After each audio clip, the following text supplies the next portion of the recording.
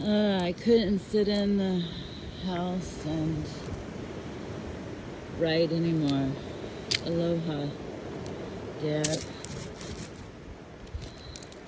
If you ever listen to this, if you can hear it over the surf and all of that, but I have the phone set up and I figured you can look at the sea and I'm gonna make a love bone or an altar while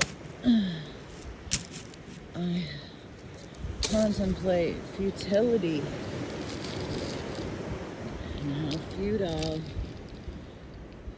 it has been, this cycle recurring. And that, for a long time, I've got to admit, like, I needed something to fight against. I needed the opposition. I needed,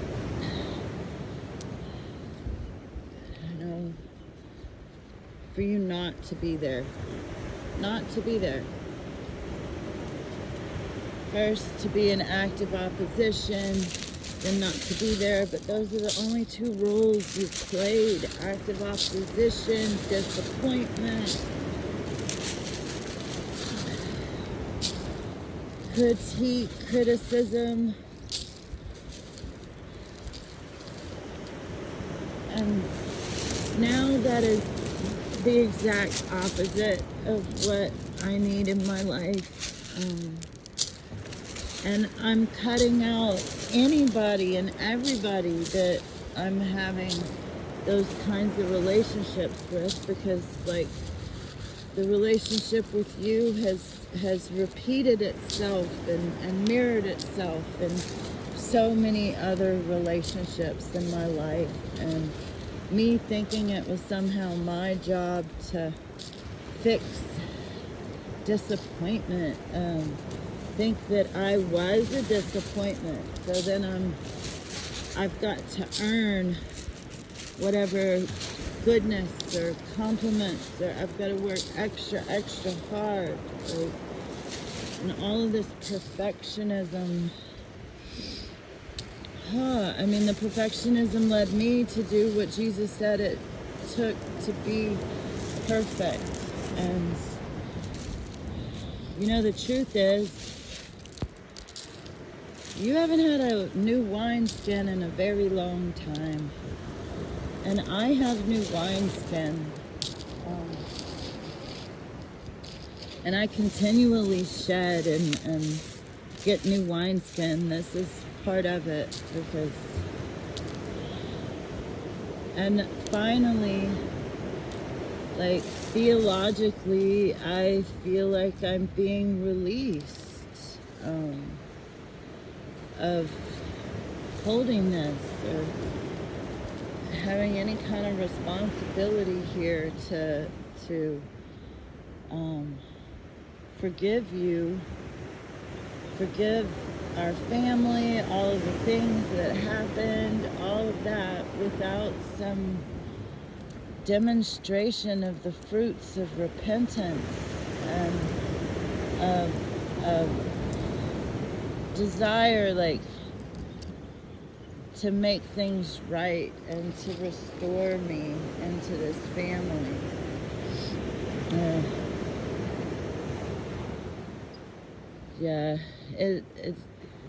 It's hit me while I was walking over here, contemplating and picking up the flowers, that if you truly had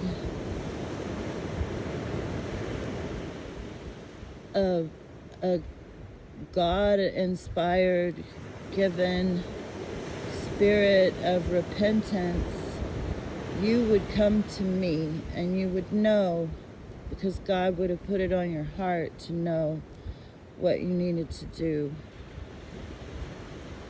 I wouldn't have to be trying to tell you or explain to you,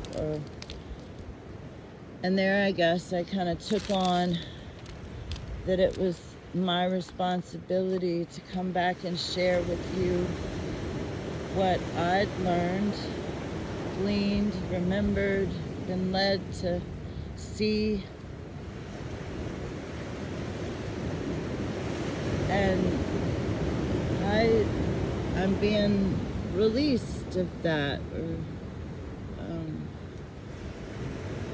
it seems, at least for now.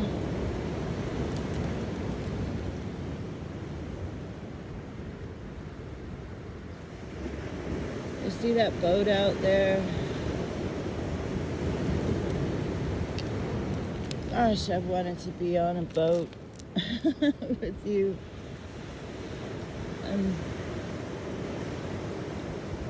I let go of my disappointment that you didn't want to live and age with me and the grandkids and in a family situation, and you were instead buying that lake house. And then when you told me you had bought the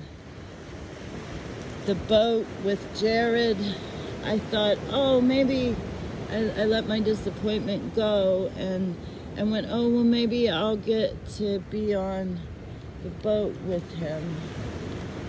But then you went and got vaccinated when I told you that was not a good idea. And you got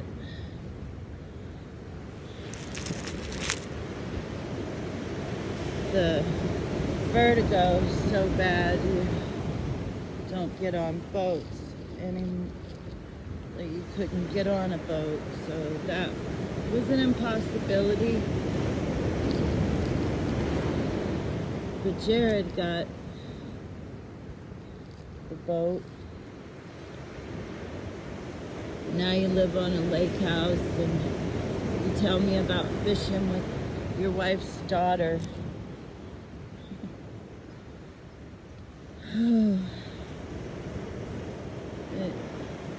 Why would you waste your money to come to Hawaii? Maybe because you named me a Hawaiian name. Maybe because your daughter's here.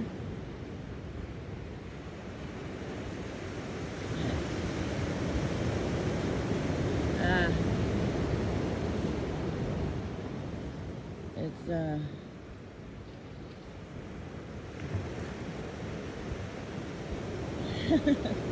fruitless. It's utility in the extreme. I feel like I'm wasting my breath right now. My mental headspace, which you've occupied so much space in. You don't check my messages for weeks. You've let me know you think my words are a burden and too much, and you don't want them. Kind of like Guy telling me, if we could just be quiet. Wish there could be less words.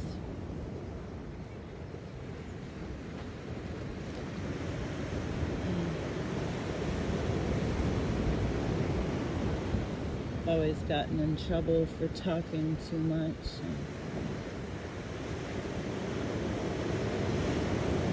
Except when I was reciting somebody else's words, those were celebrated.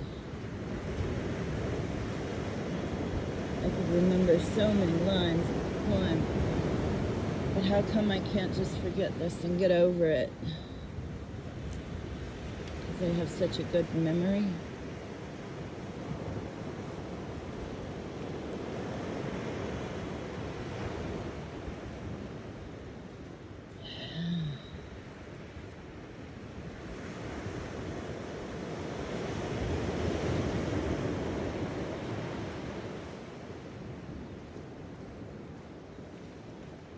Pointless explorations.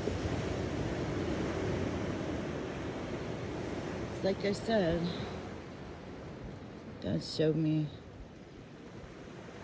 a while ago. If you actually had a true revelation, you would come to me.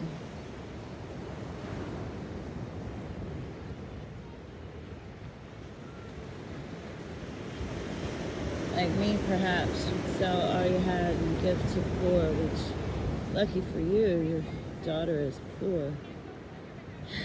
Would take care of you.